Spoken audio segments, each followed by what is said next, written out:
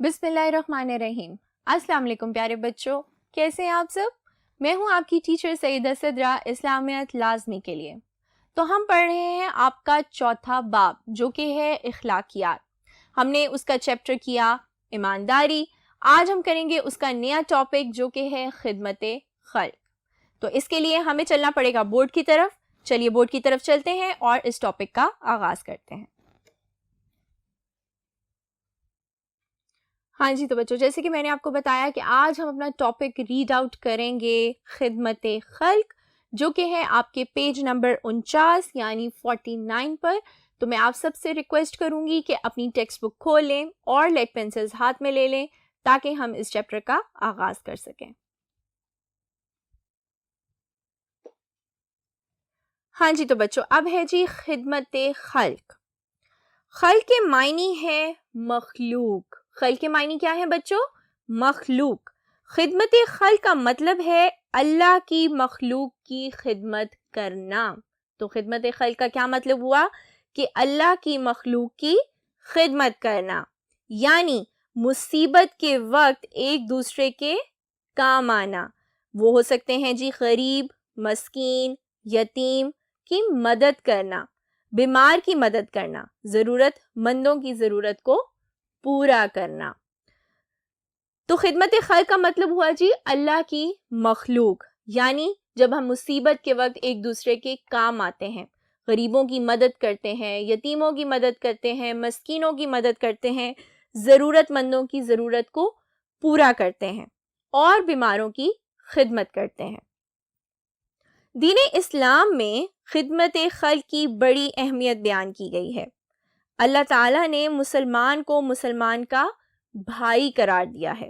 ہمارے پیارے نبی صلی اللہ علیہ وآلہ وسلم نے سب مسلمانوں کو ایک قرار دیا ہے۔ آپ صلی اللہ علیہ وآلہ وسلم کا ارشاد ہے کہ ہر مسلمان دوسرے مسلمان کا بھائی ہے۔ جو کوئی اپنے بھائی کی ضرورت پوری کرے گا، اللہ تعالیٰ اس کی ضرورت پوری کرے گا، اور جو کسی مسلمان کی تکلیف اور مصیبت دور کرے گا، اللہ تعالیٰ قیامت کے دن اس کی مصیبت کو دور کرے گا۔ تو ہمارے پیارے نبی صلی اللہ علیہ وآلہ وسلم نے سب مسلمانوں کو ایک قرار دیا ہے، اور انہوں نے کہا ہے کہ جب مسلمان بھائی ایک دوسرے کی ضرورتوں کا خیال رکھیں گے، مصیبت میں ان کے کام آئیں گے، تو اللہ تعالیٰ آپ کی مصیبتیں قیامت کے دن دور کر دے گا۔ تو بچوں جب اسلام میں، یعنی ہم مسلمان ہیں نا، تو ہمارا دین کیا ہے؟ اسلام، جس میں ہم اگر لوگوں کی مدد کرتے ہیں، ان کی تکالیف کو دور کرتے ہیں، تو وہ بھی اللہ تعالیٰ کے نزدیک ایک عبادت ہی ہے اور اس کا بہت ثواب ہے۔ تو اس لیے ہمیں ایک دوسرے کے کام آنا چاہیے جیسے ہم اپنے بہن بھائی کے کام آتے ہیں۔ خدمت خلق اور اسوہ حسنہ صلی اللہ علیہ وآلہ وسلم۔ رسول اللہ صلی اللہ علیہ وآلہ وسلم کی زندگی خدمت خلق کا بہترین نمونہ ہے۔ جب آپ صلی اللہ علیہ وآلہ وسلم پر پہلی وحی نازل ہوئی، اس موقع پر گھبراہٹ سے آپ صلی اللہ علیہ وآلہ وسلم کا جسم مبارک کانپنے لگا، کیونکہ ایک تو جب ان پر وحی نازل ہوئی تو وہ اللہ کا کلام تھا، دوسرا ان کے اوپر ذمہ داری سونپی گئی تھی کہ وہ لوگوں تک اللہ تعالیٰ کا دین پہنچائیں، جو کہ ایک بہت بڑی ذمہ داری تھی۔ آپ صلی اللہ علیہ وآلہ وسلم فوراً گھر تشریف لائے اور حضرت خدیجہ رضی اللہ تعالیٰ عنہ کو سارا واقعہ سنایا۔ حضرت خدیجہ رضی اللہ تعالیٰ عنہ نے آپ صلی اللہ علیہ وآلہ وسلم کو تسلی دیتے ہوئے کہا، اللہ کی قسم، اللہ تعالیٰ آپ صلی اللہ علیہ وآلہ وسلم کو اکیلا نہیں چھوڑے گا۔ آپ صلی اللہ علیہ وآلہ وسلم ہمیشہ سچ بولتے ہیں، رشتہ داروں سے اچھا سلوک کرتے ہیں، امانتیں ادا کرتے ہیں، غریبوں کی مدد کرتے ہیں، مہمانوں کو کھانا کھلاتے ہیں اور ضرورت مندوں کی ضرورت کو پورا کرتے ہیں۔ اللہ تعالیٰ آپ صلی اللہ علیہ وآلہ وسلم کی مدد فرمائے گا اور کبھی آپ صلی اللہ علیہ وآلہ وسلم کو غمگین نہیں کرے گا۔ ان الفاظ میں حضرت خدیجہ رضی اللہ تعالیٰ عنہ نے آپ صلی اللہ علیہ وآلہ وسلم کی زندگی کا مکمل اور جامع خاکہ پیش کیا۔ آپ صلی اللہ علیہ وآلہ وسلم کی پوری زندگی ان اصولوں پر عمل کرتے ہوئے گزری۔ تو بچوں جب ہم آئیڈیلائز کرتے ہیں حضرت محمد صلی اللہ علیہ وآلہ وسلم کو کہ وہ ہمارے آخری نبی ہیں اور ہم کوشش کرتے ہیں کہ ہم انہی کے بتائے ہوئے دینی اصولوں پر چلیں، تو کیوں نہ ہم انہی کے بتائے ہوئے راستے پر چلیں اور لوگوں کی مدد کریں، جو مصیبت میں ہیں ان کی مدد کریں، یتیموں کی مدد کریں، غریبوں کی مدد کریں، اگر کسی کو کسی چیز کی ضرورت ہے تو اس کی ضرورت پوری کریں۔ خدمت خلق اور صحابہ کرام رضی اللہ تعالیٰ عنہ، صحابہ کرام رضی اللہ تعالیٰ عنہ خدمت خلق کے کاموں میں دل کھول کر حصہ لیتے تھے۔ حضرت ابو بکر صدیق رضی اللہ تعالیٰ عنہ معذور لوگوں کی بکریوں کا دودھ دھویا کرتے تھے۔ حضرت عمر رضی اللہ تعالیٰ عنہ رعایا کی خدمت کے لیے رات بھر شہر کی گلیوں میں چکر لگاتے اور ضرورت مندوں کے لیے ضرورت کی چیزیں اپنے کندھوں پر لاد کر لاتے تھے۔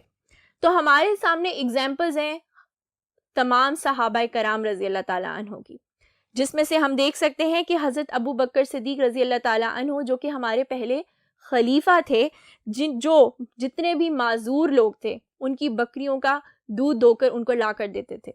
پھر تھے جی حضرت عمر رضی اللہ تعالیٰ عنہ جو کہ رات بھر شہر کی گلیوں میں پھرا کرتے تھے اور ضرورت مندوں کی چیزوں کو اپنے کاندھے پر لاد کر ان کی مدد فرماتے تھے۔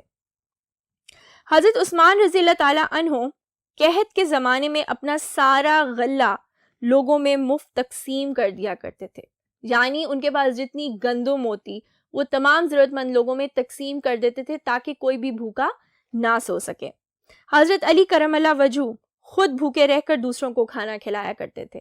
وہ خود بھوکے رہتے تھے لیکن ان کی بھرپور یہ کوشش ہوتی تھی کہ وہ دوسروں تک کھانا پہنچائیں۔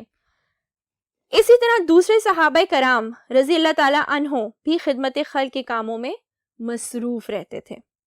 اس لیے ہمارا فرض ہے کہ ہم دین اسلام کی تعلیمات پر عمل کرتے ہوئے غریبوں، یتیموں اور بیواؤں کی مدد کریں، بیماروں کی دیکھ بھال اور بیمار پرسی کریں، رشتہ داروں کا خیال رکھیں، بھوکوں کو کھانا کھلائیں، غریبوں کی مالی مدد کریں، جسمانی اور ذہنی معذور لوگوں کی خدمت کریں، کیونکہ اس سے معاشرے میں نیکی اور بھلائی پروان چڑھتی ہے۔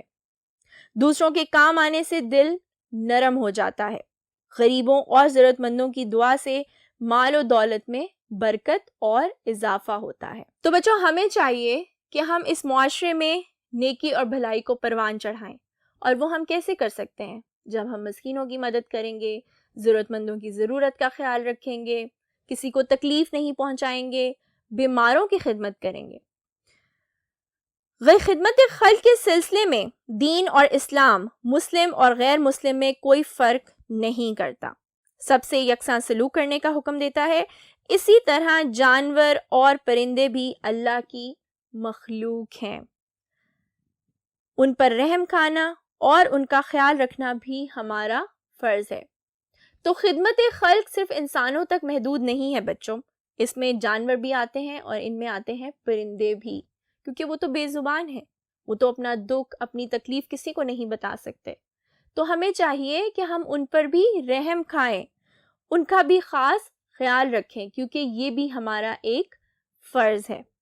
ہمیں خدمت خلق ذاتی فائدے یا دکھاوے کے لیے نہیں بلکہ اللہ کی رضا اور خوشنودی حاصل کرنے کے لیے کرنی چاہیے، تاکہ اللہ تعالیٰ خوش ہو کر ہمیں جنت میں داخل فرمائے۔ تو بچوں خدمت خلق بھی اللہ تعالیٰ کے نزدیک ایک عبادت ہے۔ تو جب ہم عبادت کرتے ہیں، اللہ تعالیٰ کے بتائے ہوئے راستے پر چلتے ہیں، تو اس سے تو ہمارے جنت کا راستہ اور بھی آسان ہو جاتا ہے۔